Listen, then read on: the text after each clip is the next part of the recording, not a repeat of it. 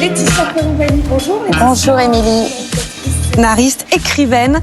Mercredi sort au cinéma le film La Tresse, du nom du best-seller, que dis-je, le fait notamment par François Bunel de la Grande Librairie. Vous aussi, vous aviez été surprise par le succès de votre livre ? Complètement surprise. De nettoyer à main nue les excréments, de nettoyer les latrines des autres.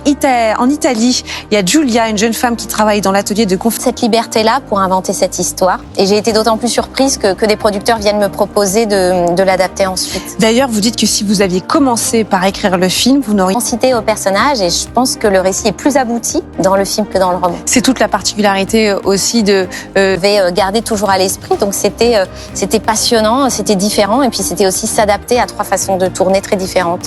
Et il y a les personnages Les réaliser, voilà. Aussi belles dans la fiction qu'en réalité. Puis il y a Giulia, l'italienne, jouée par la sublime Fotini Pelli. Des flashs, quoi, c'était elle. La Tresse, c'est une histoire, c'est 3 histoires entremêlées, mais c'est aussi des histoires entremêlées de la fiction. Finalement, ce film, c'est la découverte de 3 mondes que tout sépare, mais qui sont liés à des milliers de kilomètres les unes des autres. Ces femmes de culture, de classe sociale.